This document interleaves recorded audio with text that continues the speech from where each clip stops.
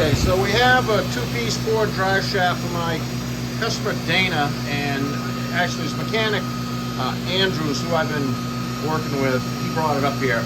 And unfortunately there was very little left of this thing to fix. I pounded the original slip yoke off of the original stub shaft with a 5-pound copper mallet when Andrew appeared with it. And the boot had been missing off the original one for who knows how long, a long time, and it probably led to most of this carnage. Unfortunately, it's too bad, really.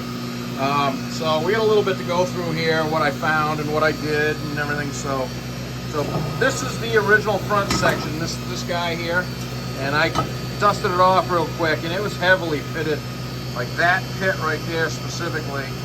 I didn't like the looks of, and you can see I parted the midship stub, which is that stub right there. That's basically the only part I reused, off of the original tubing. And when I did, come to find out, this material right here of the original tube, that guy, was really only 20-30 thousandths thick in the area right adjacent to the weld, right where I'm pointing. So this front section is new tubing, new weld yoke, new 1410 Spicer snap tight, a new 211 359X Spicer center bearing. That's the one that it's supposed to have. You can see it has a slinger back on it, and it also has a new midship yoke that we had to wait for. Unfortunately, I didn't have one of those. And it has a new transmission flange, a transfer case flange yoke, and I'll show you why. You can see here the clip ring is blown out on both sides of this. And the U-joint, I don't know what was holding them in, because when I went to take them out, they just about fell out. Yeah, that clip ring, there's a lot of that one missing. So that was cooked.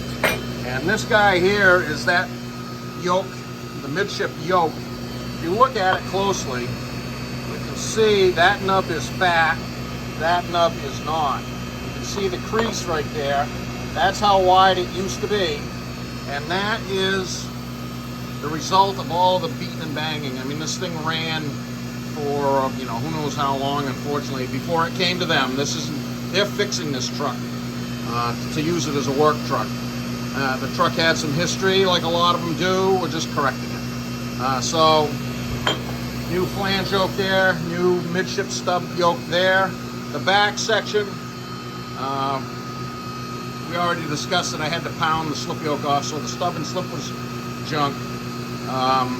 It occurred to me that I had another back section that I recently found that's been kicking around. I don't know, it was sandblasted, and the job, I don't know what was what, but the stub and slip in the tube, I mean, I don't have a Ford truck like that, so I never used it in one of mine, but it's all good, so why not run it?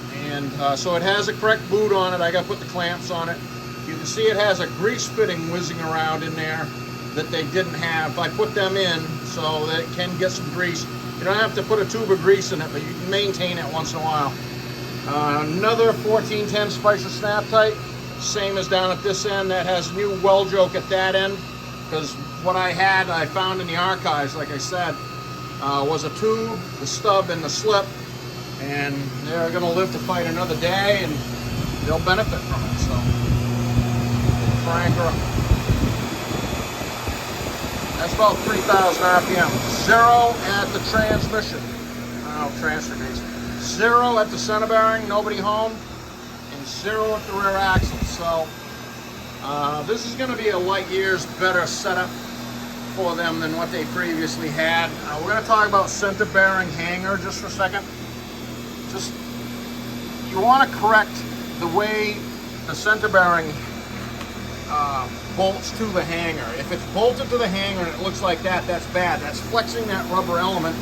Oh, yeah, I dropped it. It's flexing that rubber element, and it will ruin that bearing sooner than later. So match that up to the angle that it passes by. You know, in other words, don't have the center bearing hanger flexed out of position. Weld a wedge in there or cut the tab off and reposition it a little bit. It should be golden. But this thing isn't all new, but it thinks it is. And I'm going to get some paint on it right away and get it back to them guys.